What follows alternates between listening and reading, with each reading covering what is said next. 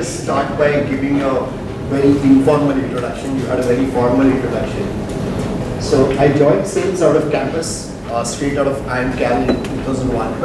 I joined XLRI, which is considered, at least those days, it was considered the company for sales. Extremely aggressive, cutthroat, if you don't perform you're out kind of thing. And the top management was absolutely, I mean, they were demonic. Literally the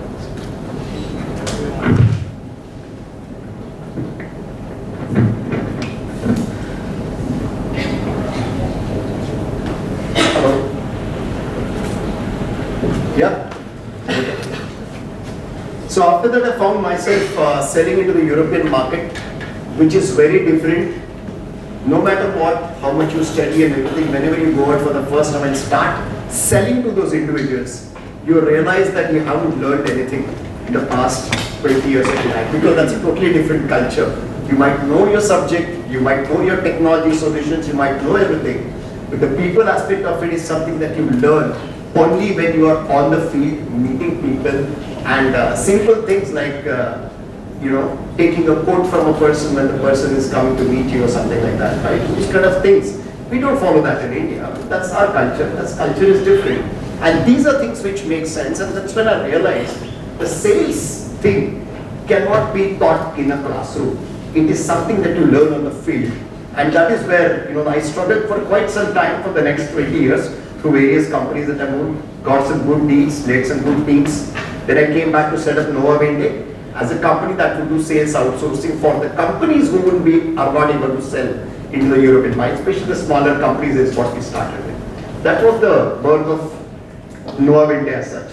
Why HR perspective? I mean, the thing is, see, what is in your mind what comes to your mind when you talk of somebody as a salesperson? A salesperson is coming to meet you. What kind of personality trait comes to your mind? Anyone? Talkative. Yeah?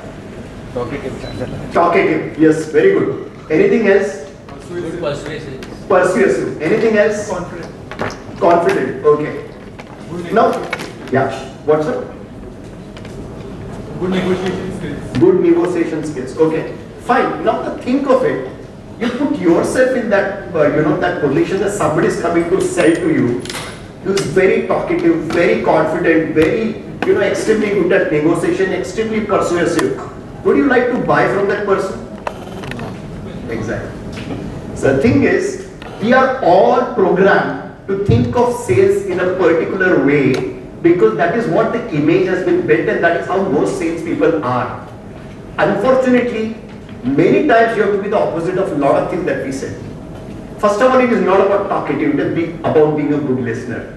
Number one thing is about being that.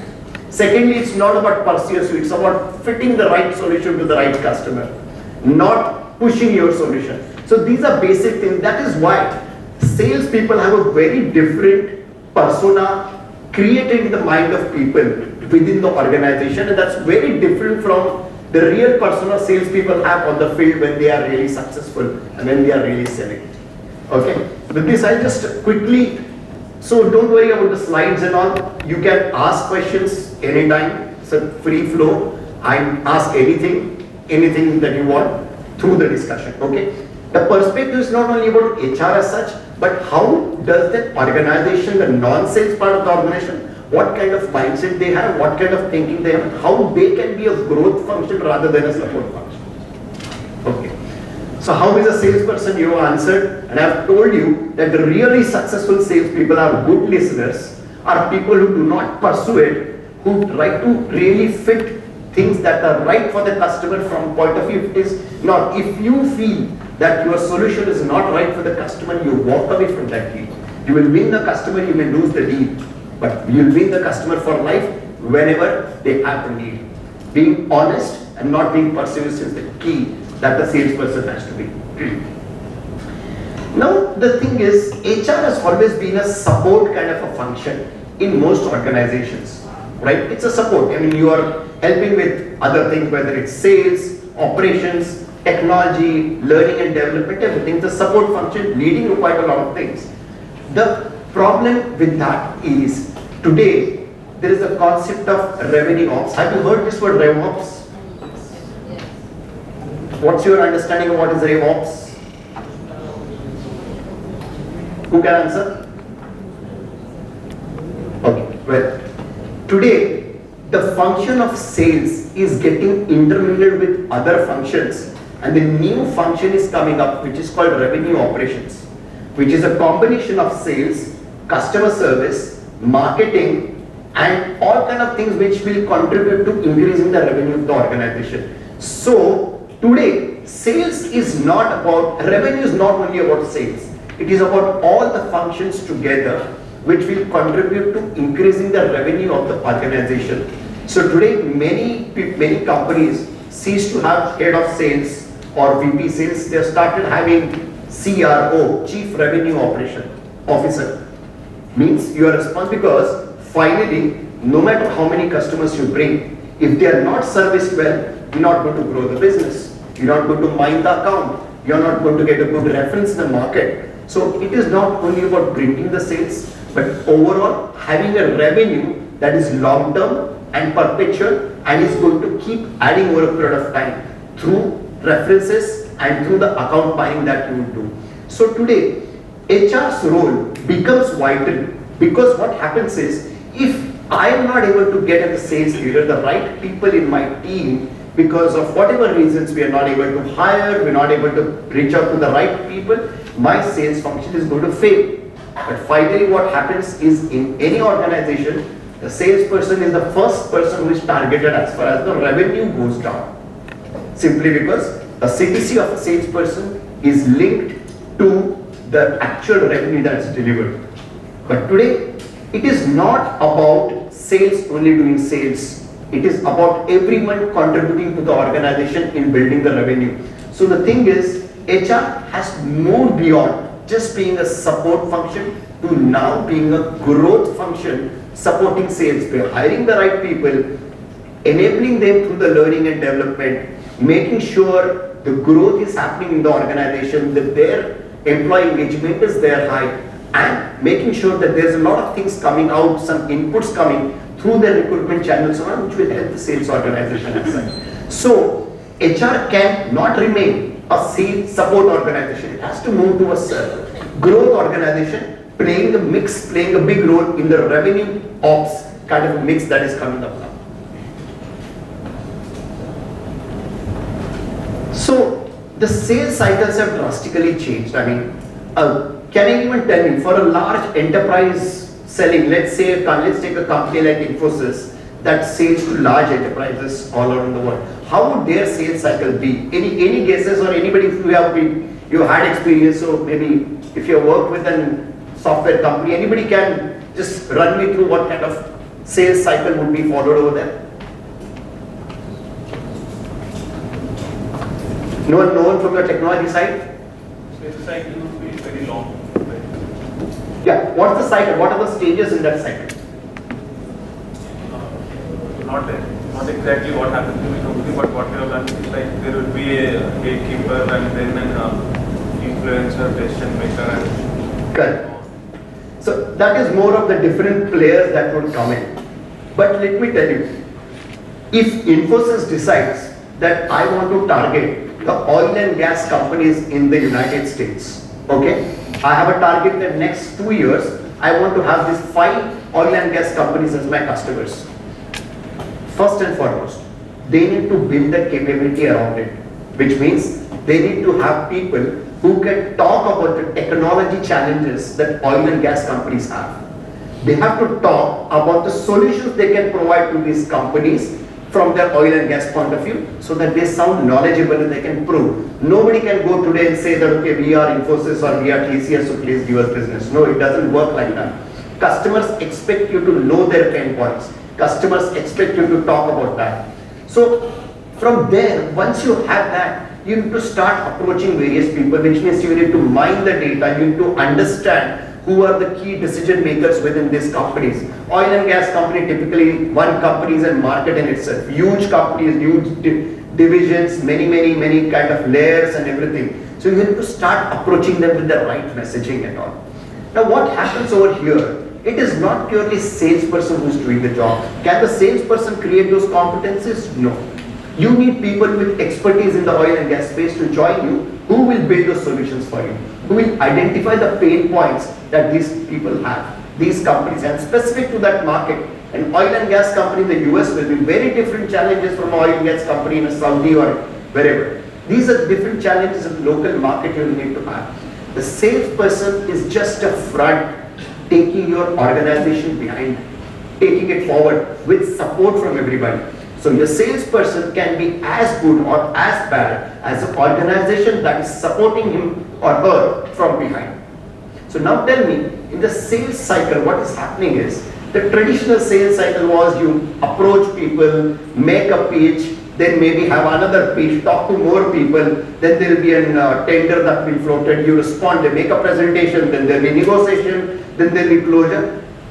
Things don't work that way these days. Because today, nobody needs to know what is Infosys. Everybody knows. Every CIO of any top company will know what is Infosys, what is TCS. If you are a smaller company, probably you wouldn't be targeting those kind of companies, you will be targeting smaller companies. So the thing is, prospecting and everything has changed over a period of time. Some of the things, okay? Shopping online. Now, you might feel we are talking about shopping on Flipkart and Amazon. No, not really. I'm talking about CIOs, CTOs, CXOs, shopping online for the $1 million spend that they want to do.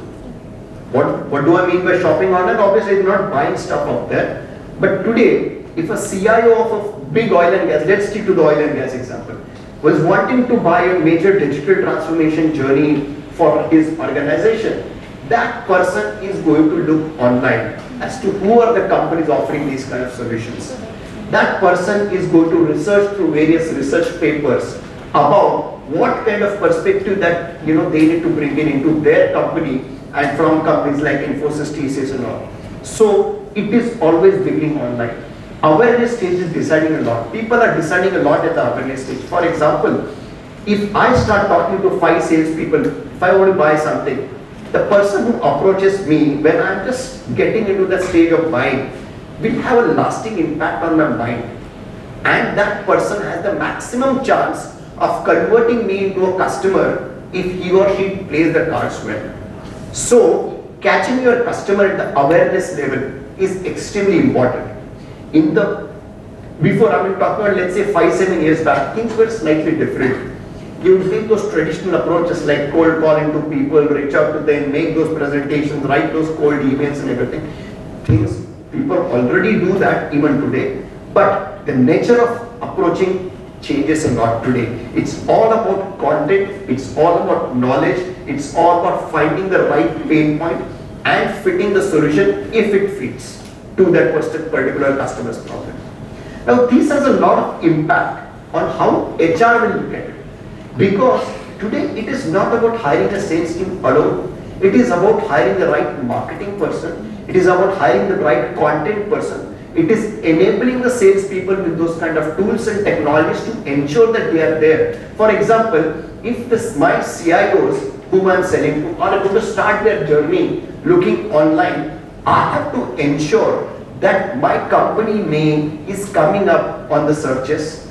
I have to ensure that I am appearing in all research papers. I have to ensure that gardeners of the world, the foresters of the world are going to talk about me and my company. So what is happening over there is, sales has not remained only sales. It has become a ray ops where sales, marketing, customer service all are to integrate. So that is where the role of HR comes in, to hold all these pieces together so that finally the salesperson is going to be productive, is going to give you the kind of desired output over a period of time in terms of revenue and profitable growth. Am I clear? Anything or it's all? Any disagreements? Any agreements? Any questions? Nothing? Okay. Has any one of you been through such kind of sales cycles before you're joining here? Complex sales cycles wherein you have to deal with a lot of different functions and all? Sir, I've worked for B2C sales. B2C sales, okay. And what was your experience like?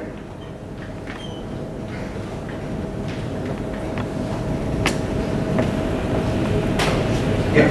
So my name is Vinod and I have 7 years of experience in B2C sales.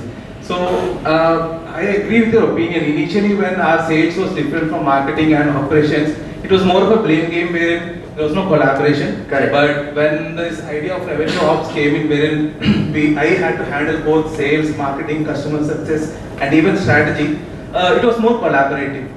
And by the way, when in B2C, as you know, the sales cycles are very less. My organization, the cycle was about initially 1 month, it came down to 2 weeks, and later on it was 1 week only. So And who gets blamed when the sales doesn't happen? salesperson, the manager, Correct. and the whole hierarchy. Yeah. And this is a mindset where things are changing right now, because CXOs are realizing that sales is not about selling. Sales is about bringing everyone together, and till all the cogs are properly filled up, they will not be able to do sales. And we have these discussions always with the salesperson. The quarterly targets are not met, or whatever, you're sitting down with that person. The thing is, there is always a blame game. Oh, I didn't have a good SEO strategy. We didn't have good content. The proposals were not really made up to the mark. The solutions team did not present a very compelling solution to the customer. But finally, it boils down to the salesperson, because that person doesn't meet his or her targets. He or she loses on her incentives or part of the CTC, and if things are really bad, will lose the job. But I haven't seen solutions people losing their job because the solutions are not happening. But finally, remember, the organization suffers together completely. Let's face it, if the sales doesn't perform, right from the CEO to the junior most employee in the organization won't get paid. As simple as that. It's sales and rev ops rather, that is going to keep the flame burning, in the lamp burning in your office. And that is why it's very important that these all functions work together, and the role of HR becomes extremely critical over there. So you're familiar with this gatekeeper, user, influencer, buyer and all those kind of things? Yes. How would you, let's say you are interviewing a salesperson to sell into, let us not take the Infosys example, let us take an example of a small company, maybe let's say a small company nearby having 20 employees, and it wants to sell into the Indian market, let's say, with its software solutions, whatever solution they would have. What is it that you would look in the salesperson when you are basically hiring? What is it? What are the things that come to your mind that you should look for? Good network. Good network, okay? Knowledge of the product. Sorry? Knowledge of the product and the solution that they will be selling. Let us say they are selling an HRMS solution. So knowledge about the knowledge about the solution is important, because they need to sell it by talking about the product. Okay. Anything else? Can do attitude. Can do attitude. Can do attitude, okay. Anything else? Someone who can not just target the bigger players, also the smaller players. Like if it's a small, he just shouldn't look beyond big companies. He should target small. He should have that deep network or deep connections with people, and the people who are very much acquainted with them. That So the predominant thing is, now I've taken an example of a small company selling into the Indian market. With, obviously it's a small company, so it won't be targeting the Reliance of the world and this, or the Bhartis of the world. They will work on maybe the local market, smaller companies. Now what matters over there is the local expertise. If I'm sitting in this city and if I want to start targeting there, I would really look for somebody who can speak the local language, who can connect with the people, who is well connected, who knows the local culture and everything. Of course, I'm just giving an example. You may not want to do something in one city. You would always want a bigger state or a bigger region. But that is what changes when you are doing work for a smaller company versus a larger company. In larger companies, you have the gatekeepers who do not have any influence in particular this thing, but you cannot do business unless you are able to get ahead of them. Then there are the users who are, let's take an HRMS example. If there is an HR software that I am selling, who are the users? The junior level managers, not the senior people. The VP HR does not operate your payroll software, does he? The VP HR is not going to do your attendance sheets and everything like that. So your users are very different. Many times your users are very junior people. They are the managers or somebody who are actually doing the payroll on a monthly basis, who are maintaining the attendance, they are doing the actual thing. They will be able to tell you what is good or bad about the product or current product that they are using. So your approach to sales is going to change based on what kind of product you have in mind and what you're trying to, what's the problem you're trying to sell. Now here is where the problem comes. Does the HR person who is hiring people for sales, does he or she know the product that they are selling? As in the company that he or she is working for. The answer, unfortunately, in most cases is a no. Because we have been brought up in the silos that I'm an HR person, I'm a sales person, I'm a tech person, I'm an ops person, right? Now the HR person, the first thing HR person needs to do before he or she gets on to interviewing candidates or even looking or shortlisting candidates is understand our own proposition. What is that we are solving? Who are we solving? Am I solving a problem to the CI of a company, or am I solving a problem for an IT manager who is maybe not very senior but sitting in some small cubicle in the organization? Because that will determine your sales, your hiring strategy. That will determine what kind of shortlisting will you do, what kind of traits you look for in a person.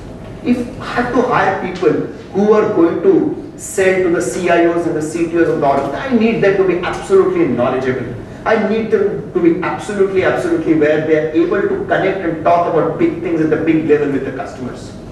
But if I have to sell something to the mid-level people are not bothered about those big things, right? Those Gartner reports and those kind of vision and everything, that they don't care about it. Their problem is, my problem is, my systems are going down every day, and we are without, my systems are down for an hour every day, and we are having production loss. How do you solve this? You can't go and tell him all the vision, and that's what an Infosys salesperson will do, right? If you're targeting the CXO of a company, that is what, don't go to the CXO and say that, okay, I'll solve your problem of production and all. You talk about bigger things, you talk about vision, connect and everything. So the thing is, what is it that you are selling is something which the HR person needs to know really well. The product market fit, the problem we are solving. Why are customers buying our products? Why are customers not buying our products?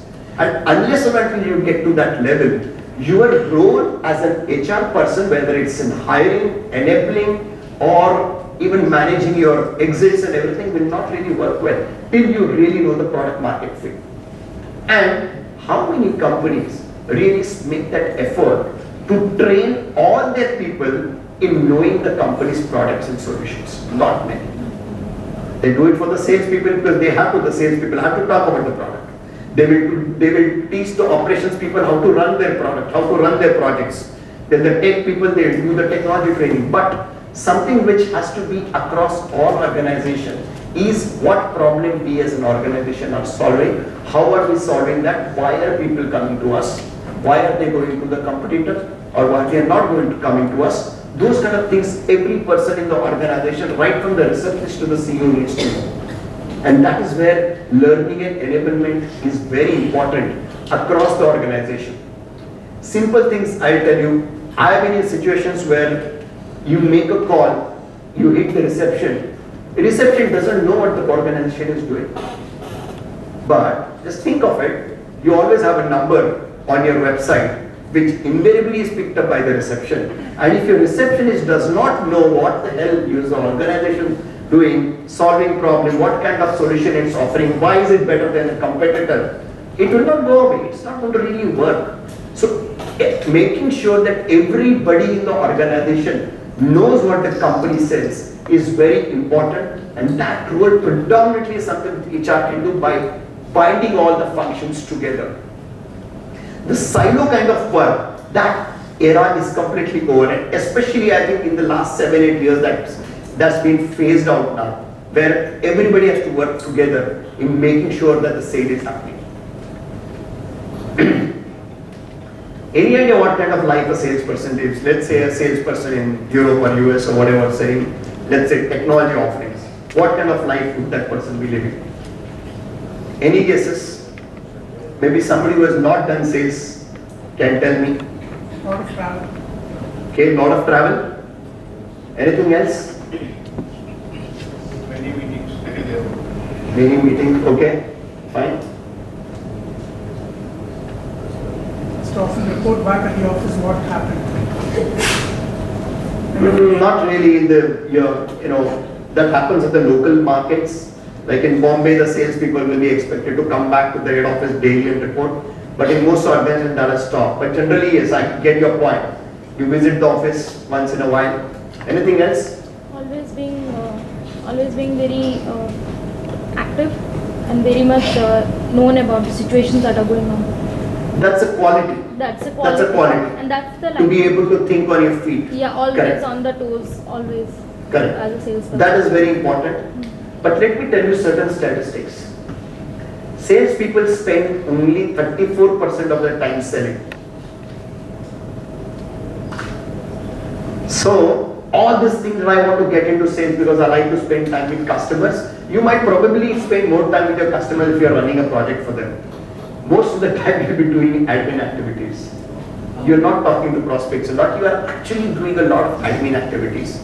Prospecting, data research, making phone calls to your, you know, maybe customers, secretaries, personal assistants and those kind of things. See, the problem is, look at it, talking to prospect is so low, writing emails, entering data, that all that is such high percentage, right? Now, why is this happening? That's the nature of the business or the nature of the function salespeople are into. The time you get with your customers is very low. You sit too many meetings, actually salespeople do not do too many meetings. Salespeople do maybe 1 or 2 meetings in a day, but for that they have to travel like the whole day. You take a flight, you go do a meeting for an hour, come back, whole day is gone.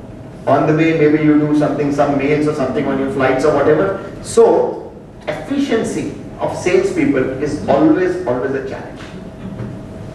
And then the problem is efficiency versus effectiveness. I might still be efficient, okay? I will say not waste a minute. I will sit at the airport, I'll do my emails, I will send cold emails, I will make calls, I'll do this, I'll do that, not waste time.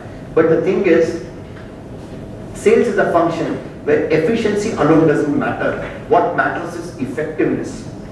So, let us say my job as a sales prospector is to send 100 emails to 100 potential clients in a day. I might one day say, oh, today I sent 150. Now, should I be getting an award for that? What matters is not how many emails I sent. What matters is how many people responded and said that yes, I am interested in talking to you.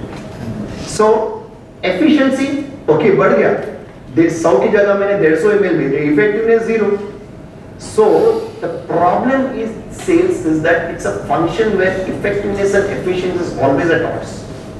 You actually might end up doing a bad job by sending 150 emails versus 100. Now, compare that with an help desk person who is solving customer tickets sitting on the help desk, okay? I'm a technology person.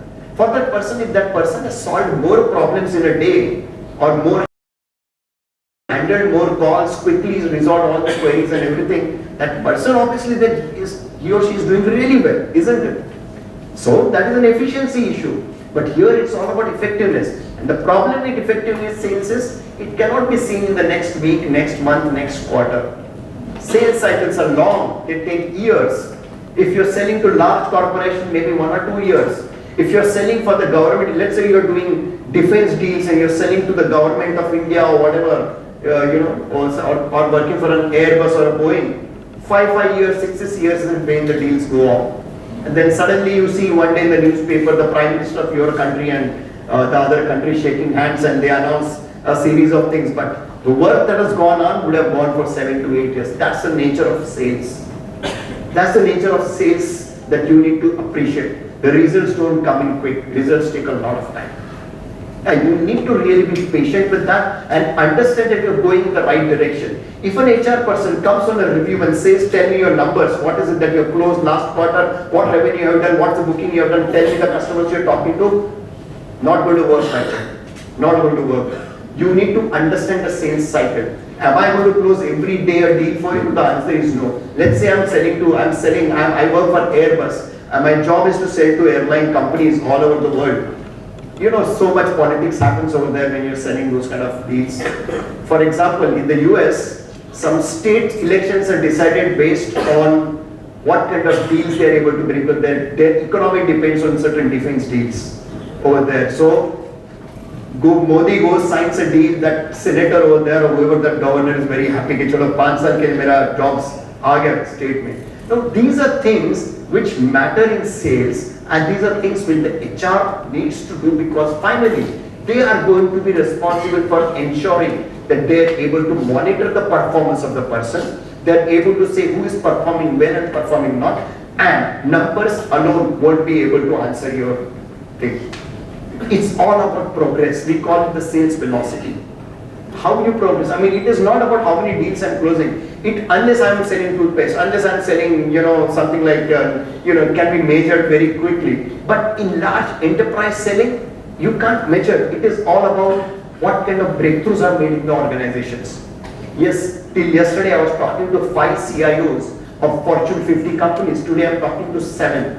I had a meeting, I had a dinner with this guy, I had a golf. At the golf I met 4 people. That is what something which the sales leader will appreciate. Chalo, my guy has met up with 3 new people. This could be a potential lead coming up in the next 6 months. The HR needs to appreciate that. HR needs to understand the numbers don't do all the talking. What does the talking is the progress, the velocity of sales. Is my funnel moving? Is my pipeline moving? Are new people being added to the pipeline? Am I getting more speaking engagements? Are people going and talking in industry forums where I'm able to showcase my products? That's a combination. So that is where you need to understand the sales is a very different function now than what it was 5-7 years ago. Look at the number, the lead conversion less than 1% for B2C and B2B. I mean, out of 100, chances of you converting a sale is like 1 in 100.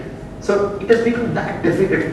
And some of the, this looks scary, but then that's what the fun is, because it's not remained a volume game. It has remained a game of targeting the right people, the right customers, the right positioning, the right messaging, and right fitment of your solutions to their problems.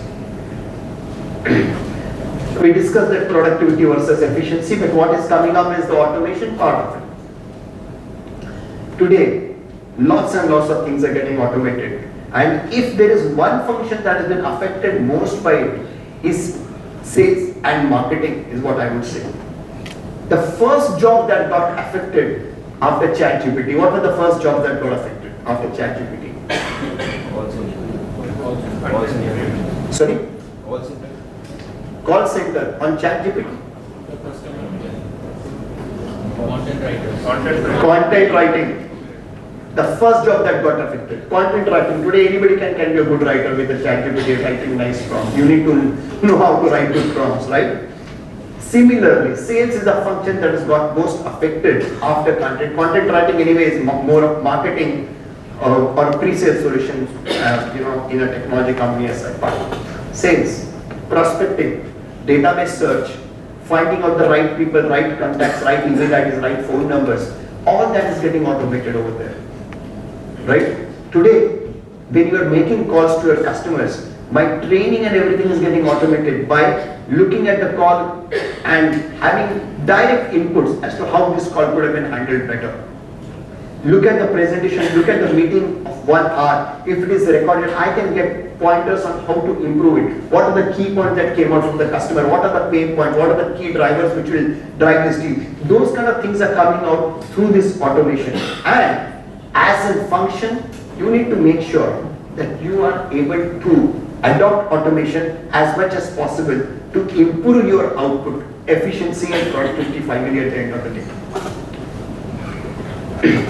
We discussed this beginning of the session, who can be a good salesperson, key competencies, personalities, etc. Right? Now, here is the thing, okay?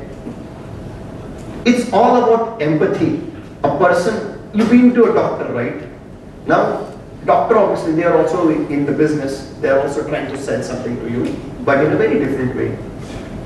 Have you seen a doctor coming in saying, "ये ले लो, ये गोली आप ले लो sir, आप 2 दिन में ठीक हो जाए"? Have you seen a doctor being that enthusiastic about this? What do the doctors do? Doctors understand it.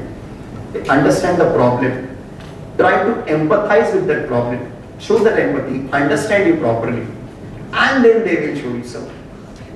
The doctors that are very money-minded, there are, every profession has to be.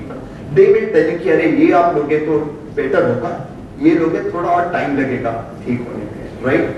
But you understand that doctor is an excellent example of what a salesperson should be, because a salesperson has to have that empathy to understand what exactly is going on in the mind of the customer. You might feel that the customer knows everything. The customer doesn't know the problem, because the customer is not seeing his or her business from his point of view around in the organization. जब भी बाहर का कोई आके बोलता है, you have to probe it properly to get to the root of the problem. That is what a doctor does very well. Doctor is going to ask you about the symptoms. He is not going to ask you, आपको लग रहा है क्या cancer हुआ है आपको? He is not going to ask you that, right? He is going to ask you, चलो आपको ये हो रहा है, okay fine. We'll rule out 5 things. ये हो गया नहीं, चलो फिर ये नहीं, ठीक है चलो ब्लड टेस्ट करो, ये हो गया, अच्छा maybe ये हो गया, then they will narrow down. What they are trying to do, they are identifying the problem. The problem समझ के फिर fitment करते हैं कि this is the solution for you, this is the medicine that we go with, this is the kind of treatment that we go with. Acupuncture, acupressure है, ये आयुर्वेद है, homeopathy है, whatever, right? That is when first identifying the problem. And that is where a good salesperson, my friend, in HR, you need to understand are people who do not talk really well, who are not really good. I'm not saying they should not be talking well, but it's not about talking well or being persuasive. It is about being able to understand the problem. So, what I tell my HR people when they are recruiting for me, I tell them is you need to first understand the problem the salesperson was solving for his or her company that he was selling for. If that person claims कि मैंने 1 million की deal close किया है इस company के लिए, I would not go by those numbers or anything. I would try to understand the kind of problems that person was solving, because finally the sales is, what is sales? You're basically identifying a problem and fitting your solution if it fits. Very important, if it fits, only if it fits, right? So, problem understanding of a salesperson is the most important thing that as HR practitioners need to get into it and find out where exactly the problem was and what they were solving and how they were solving. And that is what makes a really good salesperson. Many salespeople, I will tell you, are people who do not talk much, who are very, they are communicative, they are able to understand it and then communicate properly, but that doesn't mean they go on talking. I mean, come on, think of it. I mean, would you like somebody coming and talking to you all the time? Nobody likes that, right? So these are the type of sales roles in our organizations, and let me tell you, the personality profile of each of these sales roles varies. It's completely different. What are the sales hunters? What do hunters do? Identifying the potential customers. Identify new logos. Hunters का simple है. You get me foot in the door into new organizations. So hunters को target दिया रहता है. These are the 100 companies. You need to enter into 20 of these in the next 12 months or whatever. Their job is to just hunt for new business. Once the business comes, that is done by account managers. They are also salespeople, but they are slightly different kind of salespeople. Once an account reaches a particular level, account manager comes in as a dedicated salesperson on that account and is responsible for growing that account from say 1 million to 2 million to 3 million. Sales hunter का काम हो गया. He has got you an entry into an organization. He has opened. He has registered you as a vendor. He has started the initial first few projects of the started samples diye. Now the growth has to come in. That person will be there for the next maybe 6-7 months, and then the account management comes in. Account managers are very different people. They have more of general managers who have got a good flair of selling. Sales hunters are people who have to find work on a daily basis.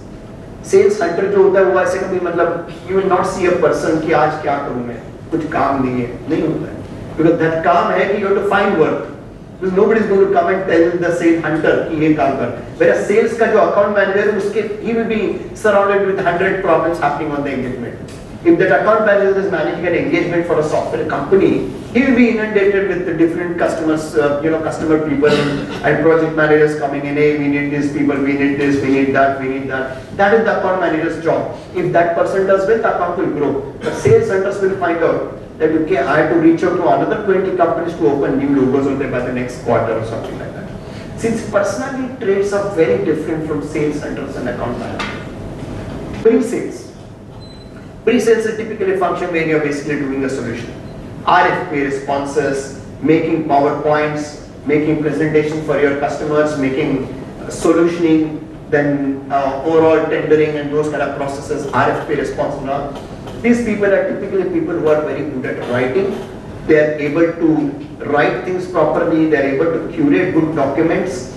They are able to also understand the solution far better than the sales hunters as such. Sales hunters are sales people. They are like hardcore hunters. They will be on the field meeting people. If you come down, the personality profile is changing. The pre-sales people are more solutions. उनको ये होता है कि मुझे solution पता है. Actually, he knows the product much better than the sales people. Inside sales. Any idea what is inside sales? Have you heard of it? Inside sales are people who do not step out of the organization, as simple as that. Their job is sit in the organization and generate meetings. Okay? Inside sales is a function, most thankless function I would say, where your role is basically to make those 200 calls to companies and get meetings, and the sales centers will go and do those meetings. That is inside sales function. You need to know the different kind of sales function, because only then you will be able to map what kind of role exactly is needed and what kind of people are needed for that role. Inside sales people are typically junior profile. They are not really very senior people.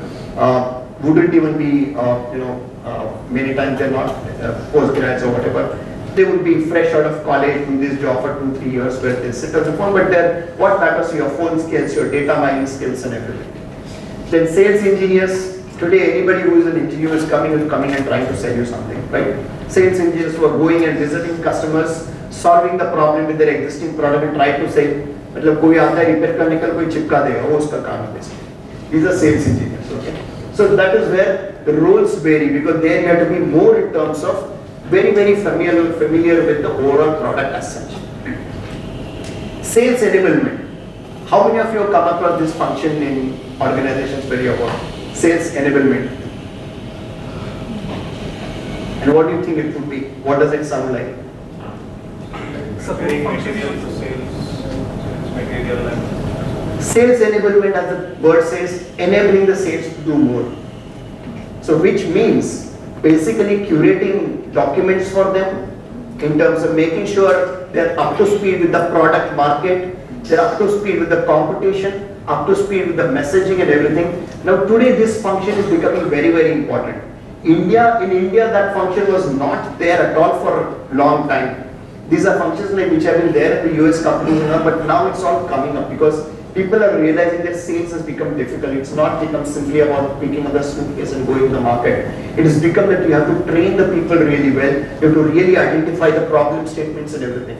So sales enablement function now, that's a function that sits between sales, marketing and many times with the HR, with the learning and development of it. Sales managers are managing, then you have training, coaching and mentoring, then sales operations, like, these are like support functions to sales people as such. Any questions on this?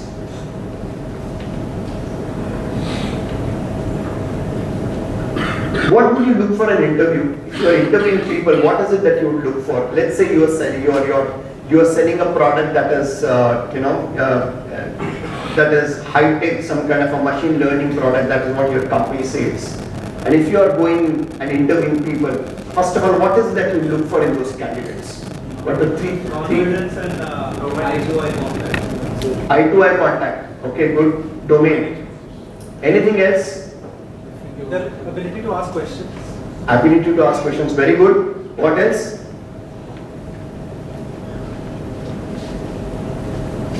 The ability to understand the customer. Application of Ability to product. Okay. ability to understand the customer. Ability to understand the customer. Okay. And how the person is seeing the product from his end, knowing his perspective, how it can. All is correct. All is correct. But as a sales leader, my expectation from the team that's interviewing salespeople is slightly different. One, obviously all the things that you said, they're able to understand the customer, problem statement, everything. But your sales interview can be a competitive strength to understand how the competition is selling. Do you get that? Because most of the time you have to hire people from your competition. Now, I expect my HR leaders, people who are interviewing, to give me those kind of insights as to what is the sales process my competition is doing.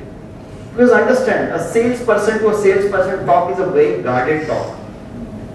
When I interview salespeople, the सामने वाले को पता है मैं sales वाला बंदा हूँ. So my questions, he is always going to answer with a pinch of salt. I don't want to share too much. But when the HR person is interviewing, or whatever, you are able to get those kind of insights which will help me. You call it ethical, unethical is a different thing, but everybody does it in terms of finding the competitive intelligence over there. What are the compensation structures my competition is using? What are the way they are able to retain their salespeople? What kind of targets they are setting? What kind of markets they are going after? What sales cycle? What support they are? So a sales interview is an extremely competitive. It's a strength. You can derive that strength, and you can really look at your salesperson from that point of view. So always look at it, what you can get from the interview rather than just finding whether the person is good. I mean, even senior recruiters I've seen look at a sales interview like looking at the communication skills of the person. He or she has met the targets. He or she's worked for 5 years in a company, has got the relevant experience, understands this market. But the thing is, what is missing is understanding those competitive that fits in. If you're selling for, people who are selling for large multinationals typically fail when they start selling for smaller companies. Simply because the sales cycles are different. The fitment doesn't come in. Your skills when you're working for a smaller company as a salesperson are very different from what you would need when you're working for a large multinationals. So your sales interview is an extremely source of competitive advantage if you are able to play it right and get the right insights for the organization. At the same time, what I look when I was a candidate and I was interviewing for jobs, when I was hopping jobs or whatever, was basically whether I am getting that kind of confidence that my skills can be used over here. And I have seen many people who are going interviewing people are not able to understand or explain to me the product or market what they are selling. So it comes back to the point we started. Everybody in the organization needs to know what they are selling, what problem they are solving, what is the product that's supposed, what is the product, how is it solving the problem the customer has. So it's a very competitive strength where you can actually get a two-way information and really benefit the organization. And then sales is all about this, the kind of emotional connect you are able to establish and everything with the customer, ability to empathize and understand the problems and everything we know. This is fine. Rewarding, compensation and benefits. So much important in terms of sales. Typically even today, most companies follow the standard structure of fixed plus variable and everything all like that. The problem is, with the changing market needs, things have changed and not everything can be linked purely to revenue.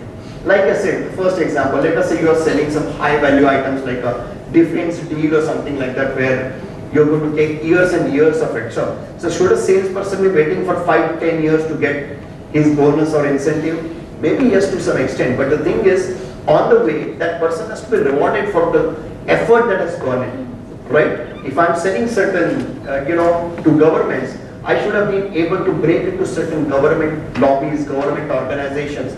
Getting a meeting with the Minister of Defense for a particular country is a good achievement for me, even if I might take another 5 years to close the deal. So those kind of rewards and recognition are being looked out currently, and people are re-looking at the way they should be rewarding their employees. So that is where overall the structure is changing from a compensation benefits perspective. What kind of compensation benefits have you come across in your organizations, anywhere, wherever you work in sales? What kind of structures or something you've seen? C++, incentives, OTs, right? The problem there again is the sales targets are set in a very haphazard way.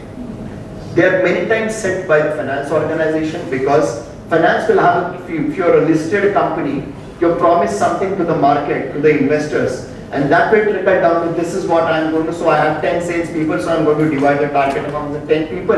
It's a very simplistic way of putting it. Now let's say that I'm a salesperson selling into an industry where my company already has some good customers and good traction and good references and everything. Whereas I have another salesperson who has been asked to break into a completely new account, new industry completely, where there is no case study, there are no customers, there are no presence, nothing. Obviously, it won't be fair that we are given the same targets, right? I am banking on something that is really well done, everything is there in place. I just have to play the game, play the ball properly and just keep going. And I will get some business on the way. But the person has a much tougher job. Now your compensation benefits, your everything has to reflect in that way. You need to ensure that I'm rewarding the person on the way through the journey of that till the time that person is able to achieve those kind of milestones that we want them to achieve. Like if I have to break into top banks in the US, it's going to take me a hell lot of time to get to those people, talk to them, make the presentations and everything. Whereas if I have to break into some smaller companies where I have already got some customers, it's much easier job for me. So those are things which rewards, how are you going to reward your employees is extremely important from that point of view. You need to really understand and make it in such a way that's fair for all. Onboarding, some sales statistics. When people are joining you in the organization, be sure that they are already talking to other people, because the way the sales market works is people don't change jobs in sales often. Whereas in tech and all, people do change quite often. They finish projects, they move on. In sales, typically you would stay on for 2-3 years because that's the gestation period of sales. So unless you are not performing well, people will keep moving. Now what happens is when you join an organization, those 3 months that you are getting onboarded into the company is a phase when you are always talking to some other competitors for a possible job opportunity or whatever or something like that. Now this is something that I have seen many times, that people do leave jobs during that period if they get a better option or something, but at the same time they will stay back if the onboarding experience is extremely good. So when I say onboarding experience, I don't mean those typical things like, okay, good, some good things and all, talk about great about the company and everything. No, not that. Overall understanding about the market, understanding about the product, solutions and everything. Sales enablement begins on the onboarding side. And if salespeople see that the onboarding experience has been very good, they will stay on in the organization and your attrition will be controlled. And that is where it all fits in. If you are not able to do that, then you are putting pressure on the sales team to close much more deals because you are losing people. There is pressure on more recruitment. Attrition is beginning up. So your onboarding experience is something that's very neglected in sales, because in sales the idea is that, okay, you hit the market very quickly, get with those new meetings, let's start going to customers, let's start beginning prospecting, let's make those presentations and everything like that. But if you have a better onboarding, your overall problems in the long run can be solved, because you are able to then create the base for the future, that's next 2 years or so. Sales enablement, as we discussed, is something that is a changing field right now. A lot of things with automation and all is coming up, and that is where you need to come in and make sure that the sales people are enabled with those technologies and all. I'll just quickly run through what kind of things are there in terms of sales enablement. So today, typically in a sales cycle, you are doing prospecting where you are starting with who are the people that I should be talking to, then you generate leads, nurture those leads, opportunity, deal closures and mining. This is a typical sales cycle for any enterprise selling that you go through, right? Now, each and every stage, so much automation is coming and AI is coming. You're profiling the customers accordingly, you're building up your contacts. So I can actually today find out if I'm selling, say, Microsoft technologies, I can find out who are the companies who are actually looking at Microsoft, purchasing Microsoft. There is something called as buying intent that's coming. So what is happening over there is they're basically looking online of people who are searching through various industry domains, company domains and all, and I get to know. So a lot of automation is coming, lead generation, automated messaging, tracking results, and those kind of things are coming, which are basically going to help you in terms of automating a lot of work and making more efficient. Then nurturing the opportunity and all, follow-up messaging, collaterals, key selling points, account mapping. So these are things where you are able to identify the right messaging to the right people. You can actually, there are tools where you can build a personality profile of a person based on past interactions. So how many of you use Perplexity so far? Right. Have you used that personality feature? Try it out. So you actually give them a persona of any person. Doesn't have to be Steve Jobs or somebody. You can give any person, maybe somebody who you know. As long as that person has good LinkedIn connects, has a good Facebook, Insta profile, that they can give you personality profile of a person. Automation is going to that stage today. It sounds very spooky, but then you realize that there is nothing like data privacy and all. It's all there. So if I'm meeting a particular prospect, it makes sense for me to look up the personality profile of that person and say, understand how I could pitch it. Maybe the personality profile and perplexity says that that person is extremely thorough with numbers, that person has a knack of details, that person is very short-tempered or whatever. So you know how to modify your pitch, how to prepare yourself for that one-hour discussion.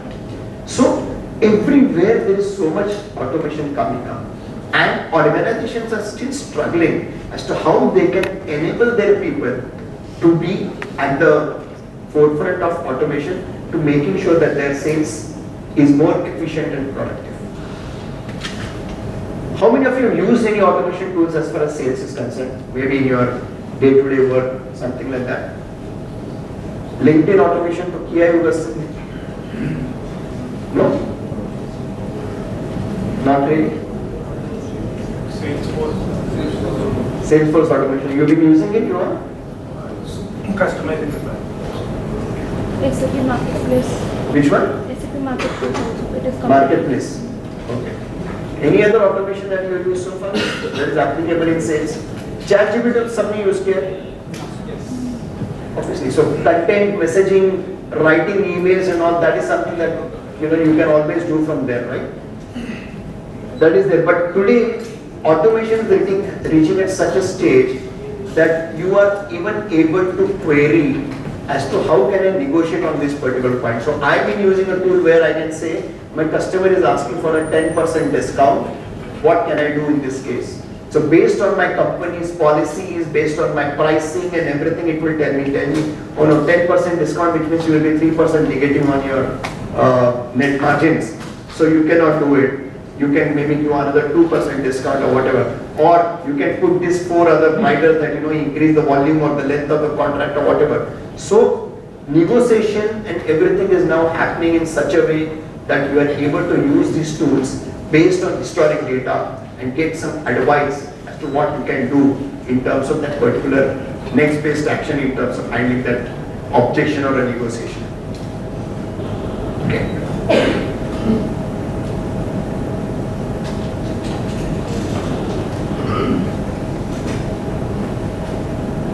What would you look for when a person is exiting from an exit interview point of view of a salesperson is leaving the company? What exactly would you look for apart from the standard stuff about why you're leaving and everything? What is it that you can make out? Any leads that they left that are in progress. Absolutely. The first thing that sales leaders worry about when there is an exit is what kind of leads are going to go out from this person. And leads are not always sitting on your Excel sheets or in your CRM. They are sitting in the mind. So the first thing I tell my people is when somebody is leaving, you need to find out where all you have been in the past 2-3 months. Who all you have met. I can always ask, well, you had a meeting with this person, what happened with that? It's not anywhere on the funnel. See, sales is a different ball game altogether. People do hide things. No matter what ethics could be billable. Your job is to ensure that you are protecting your turf. So basically, go through all the funnel and everything like that. So that is what we are interested in as sales leaders when all these exit interviews and everything. What is the competition thing? And secondly, what is it that I am losing out? What's going to be the leakage from my side?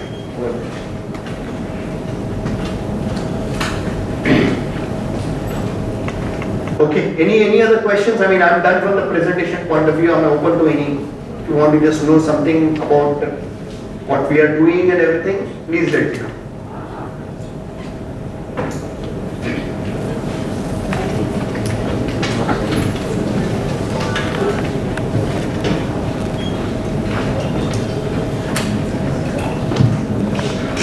Hello sir, my name is Samrat Parasnis and I have around 8.5 years of experience in project management. So mainly my question is like, how do you, is there any internal competition among the sales hunters in a company, and how do you deal with that? The internal competition. We don't have to deal with competition, we have to encourage competition. Okay. It has to be healthy competition. See, the thing is, salespeople like always compete, but on sales it's slightly tough, it's hard. But salespeople by nature are very competitive. So, see, the thing is, as long as it is healthy competition, it is always good for sales in terms of what we had done was, like for example, I had a salesperson who had very well connected in the banking field, but he was hired for selling into the telecom field for whatever reason, right? Now, how can I ensure that the salesperson on the other side, who is responsible for banking, is able to leverage his or her connects, right? So we had devised a strategy that let him bring the connects. He also gets to keep some commissions, and he also helps the telecom salesperson in the way everybody grows. The organization grows, the salespeople grow, and everything like that, right? See, the thing is, salespeople guard their information really well. One of the reasons why CRMs are not used by salespeople in a big way, the way they should, is because they don't want to put all that leads over there, right? So that competition will always be there. You have to ensure that it's healthy, and it is there in such a way that you are able to always make sure that you are able to get them to fight and win together.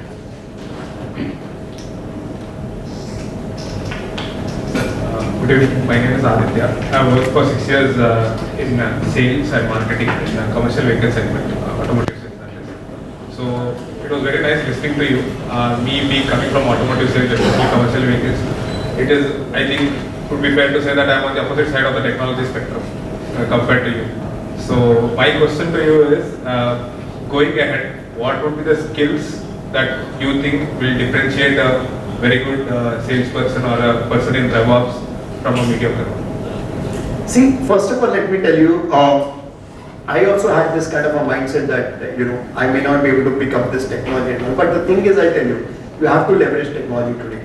AI is become so universal and so much accessible to everyone. Make that your competitive advantage. Sales is not going to become obsolete.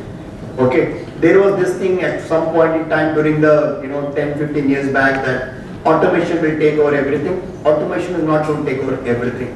But people who do not use automation are going to be behind. So the only thing I would say is that start using those tools. Whichever career you choose, you need to start using those AI tools which are there out in the market.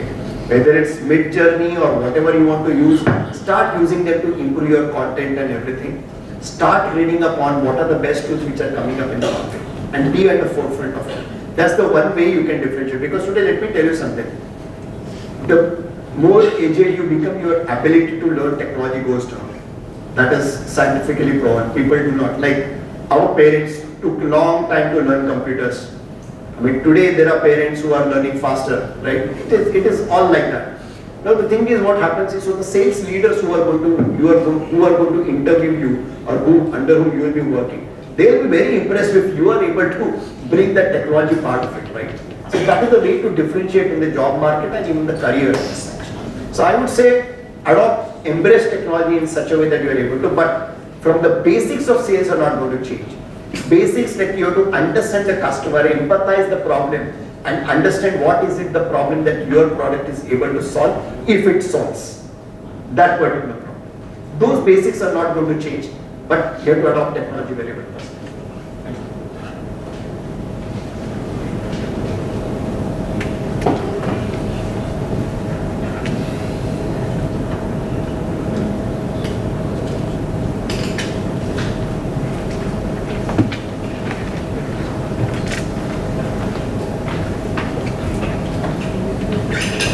Hi, good evening. My name is Yash. I have about 5.5 years of experience in mostly client management and operations side.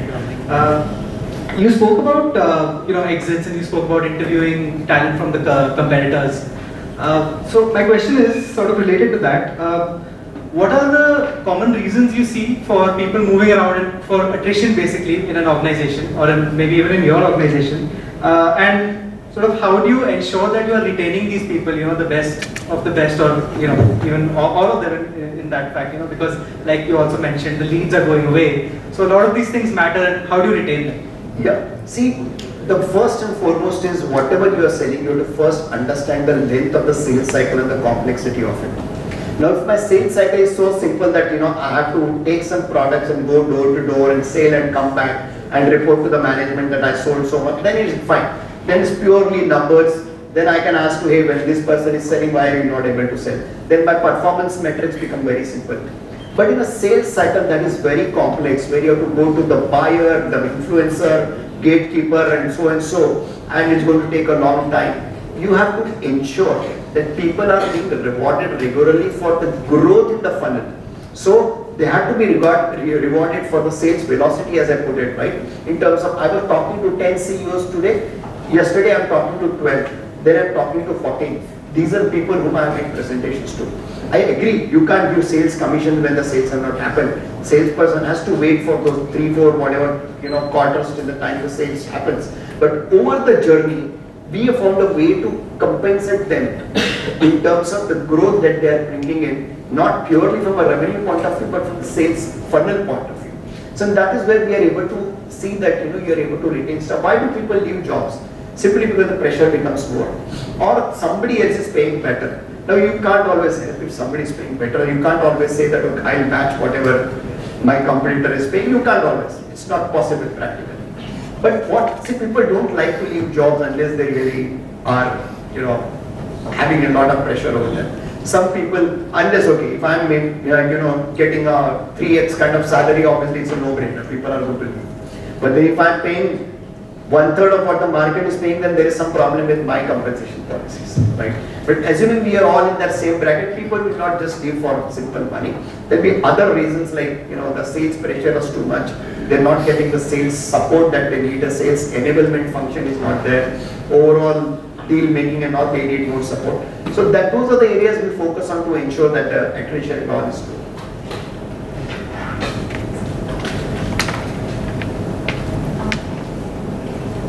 Hello sir, my name is Shraddha. I have been in SAP. Yeah, I have been in SAP business operations. So I work with the SAP products. So there I have seen that whenever SAP approaches, they always have a single point of contact.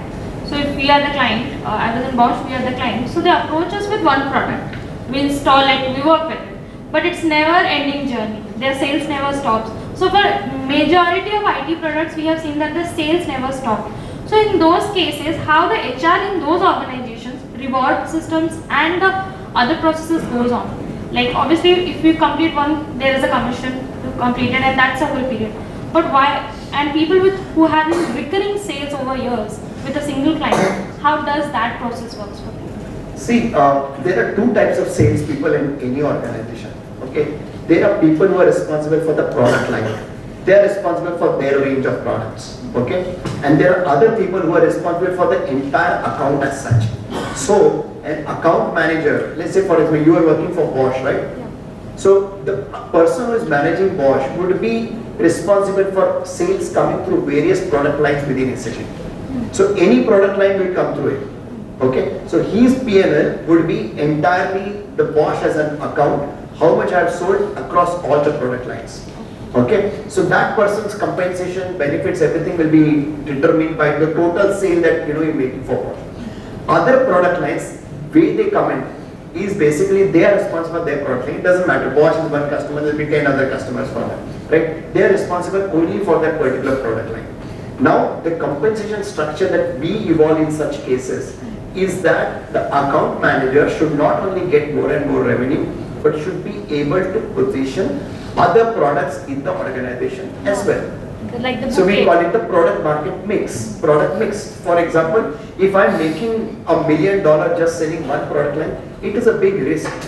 Tomorrow, if the Bosch decides that I don't want to this, I'm going to Oregon. SAP छोड़ के मेरा पूरा revenue चला गया, right?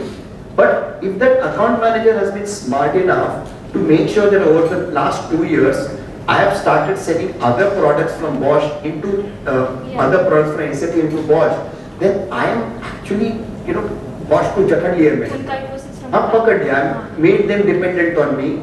At the same time, I am mitigating my risk that if product line phase out हो गया तो कुछ problem नहीं है, I have other product lines as well.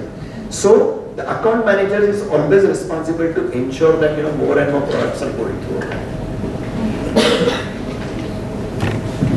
Hello sir. So coming from sales leadership in B2C, how difficult is it going to be for me to transition into B2B tech sales?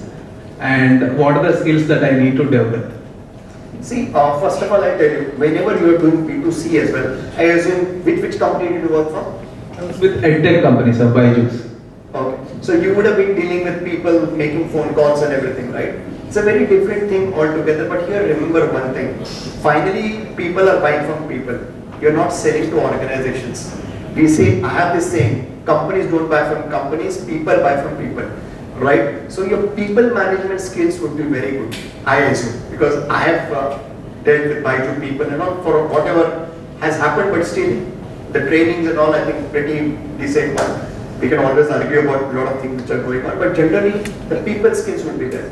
What you need to think of is the long-term sale point of view which Byju's wouldn't repeat or any edtech wouldn't think of.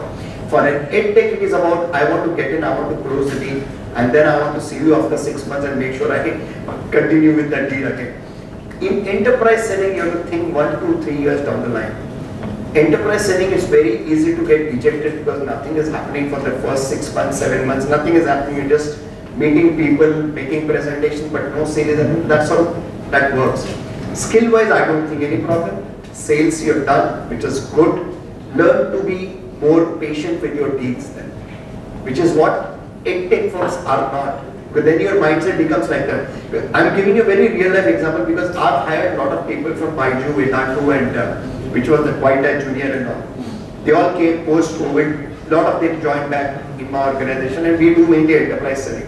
They found it very difficult to adjust because the patience point of view. They were like, I was closing 2-3 deals in a day and here 3 months I don't have a deal. But that's how the enterprise selling is.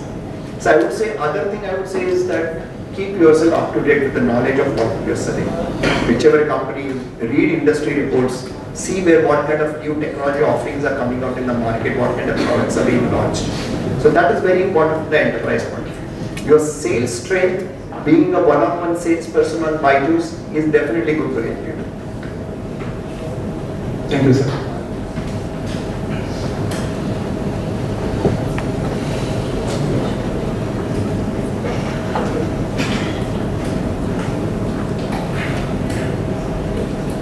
Hi sir, good evening. So my name is Nidhi and I've worked in B2B sales for near about 3-4 years. So my experience has been like you talked about that the solution team and the sales team, right? While the objective should be same for both of them to actually look at the closure of the deal or service the client better, a lot of time, like you mentioned, the accountability of getting the sales lies on the salesperson. But organizations fail to recognize that it's a two-team effort, right? So how does an organization actually pivot from just that traditional mentality of putting all the onus of closing that deal on the salesperson? Is that you're also making other stakeholders accountable, like you talked about revenue ops, right? How do we make a marketing solution person and a salesperson advisable, accountable on that entire process? So have you, in your leadership, how have you dealt with this particular aspect? See, it actually works both ways. The solutions people are never blamed for a sales going wrong, but they're also not rewarded for sales happening. So sales people get the benefit of the commission and everything, but others don't. So it's like a, kind of a thing, either you are or par, but that's not the good way. Good way is to compensate or reward the entire team that has worked on a particular thing. So sales numbers today, the way revenue operations is coming up, is that sales numbers are shared by the entire organization. There are crack teams formed, like for example, एक बड़ा deal आ गया. There is a crack team form, एक होगा HR का, एक होगा solutions का, एक होगा marketing का, एक होगा इसका tech का. They will work on this particular deal, and the deal booty, whatever is there, has to be shared across the organization with this team that has worked on it. So that is a fair distribution from that mindset is coming up now in organizations.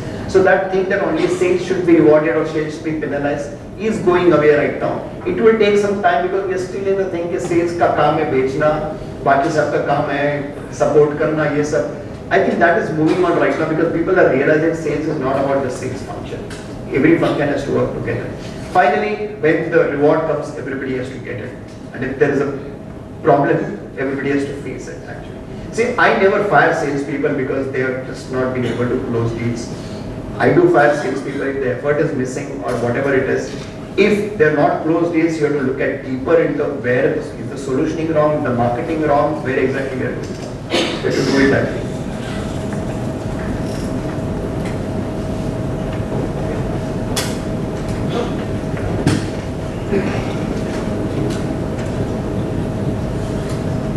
Hi sir, so another question.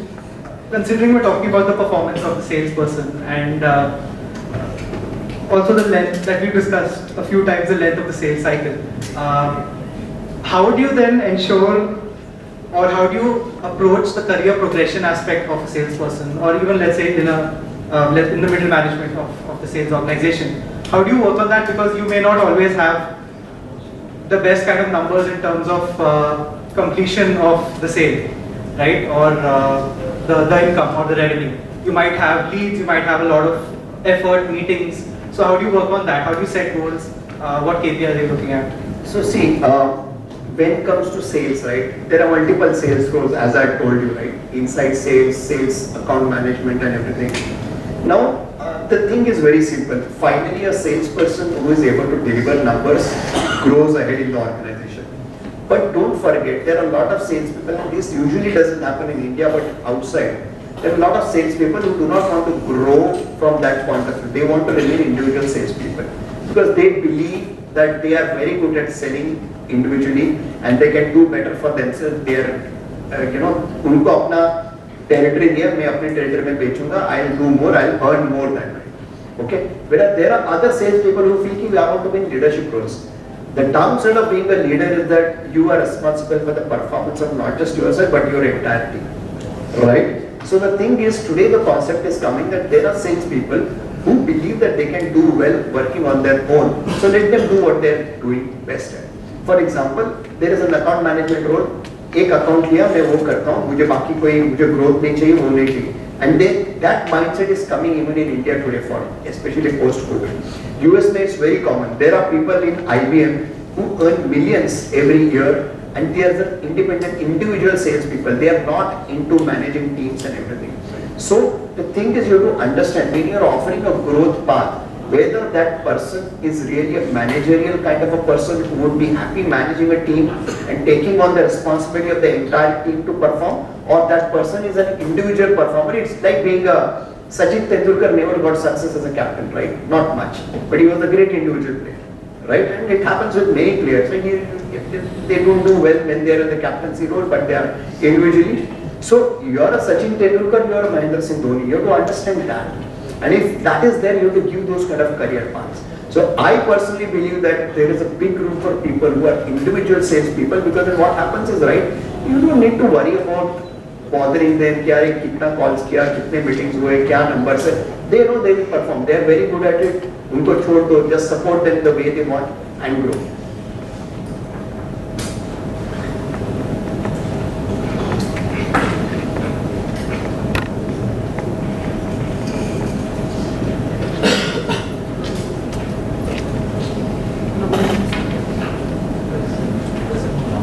Hello, good evening, sir. My name is Gopal. I have more than 10 years experience in operations after sales from the manufacturing sector. During my work experience, I would like to look upon it and ask you something. Since I come from the manufacturing sector where customers used to buy heavy machines, the customers were always forcing the salespeople to convince the company to take over pending service costs or warranty costs if they had to close a deal. So here we are talking about 1 or 2 or 2.5 million euros, where customers are saying, I've got a service issue which is still pending from the service department, and it would be nice if that issue is first solved. And our sales team, in an effort to close the deal, would promise the moon and the earth, and finally when it comes down back to the company, we as service would have difficulty in accepting or even recognizing these claims. So how do you think would be the best way to handle such tricky situations? It's a very, very common situation. Customer asking for give me more kind of a thing, and telling you that if you don't give, you lose the deal kind of a thing, right? And the sales people fall for it. Remember one thing, that what is the service value, right? Let us say you are selling something that's going to cost you 1 crore, right? Typically the AMC is 10%, right? In most companies, AMC, so 10 lakh ka AMC, right? But 10 lakh ke liye 1 crore ka ye nahi karenge. So first of all, this thing that the customer tells the salesperson that if you don't give me free AMC, I'll walk away, is basically just a negotiation tool. Okay? The way we do it is basically make sure that work with that in mind, that customer is going to ask for it. So basically cushion it in such a way that that's already taken care of. But at the same time, look at competition. Is competition offering free? Then you have a problem. Maybe competition is buffering it completely into their main price of 1 CR and then showing that I'm giving this free karke. Otherwise, the other way to do it is normally instead of just increase the free period from 1 year to 2 years. That is what sometimes, but it can't be perpetually free, meaning this, right? It's not going to work. Financially, it's not going to work well. As far as the service versus sales is concerned, it's a very old problem, always a problem. The service people and sales people will always fight. The solution to that is very simple over there, I think, is basically stick to the standard practice of 10% AMC in any kind of capital expenditure over there. If you're not able to do, financially it's not going to work for the customer or for you. At some point in time, it's going to break down. And that is where I see, right? Sales service, let's come back to the revenue ops kind of a thing. Sales service, if you look at it as individual functions, they will not survive, because sales service you have to think of from your P&L. Service करने के लिए मेरे को इतना cost डालना पड़ा, इतना revenue आ गया. Sales we have to look at it from that person's numbers or something like that. But if you combine the sales service, the salesperson is given a responsibility that after 3 years, my P&L has to show a net margin of 20%, 30% or whatever, including the service cost. That person himself is going to be very, very clear about as to how I want to structure it properly, right? So basically, sales वाले के सिर पे भी डाल दो कि service का भी काम, he needs to ensure that he negotiates the deal properly to ensure that you are able to get something out of it from a service point of view. Very typical problem in all capex intensive industries.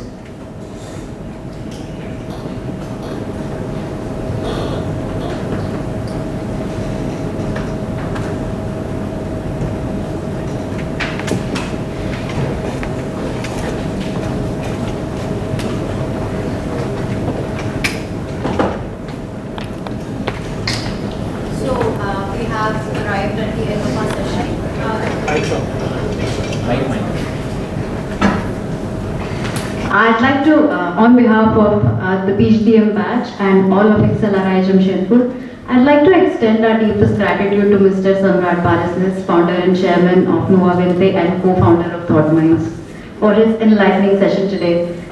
Sir, your insights on the transformation of HR from a support function to a strategic contributor to revenue ops have really broadened our perspective on the modern business functions.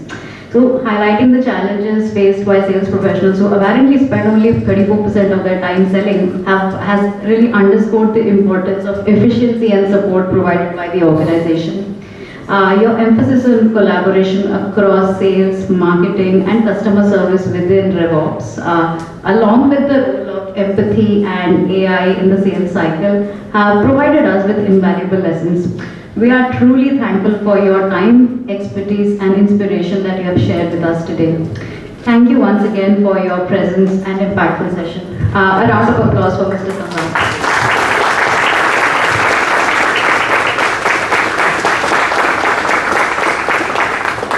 I'd like to request Anshu ma'am to please present sir with the memento.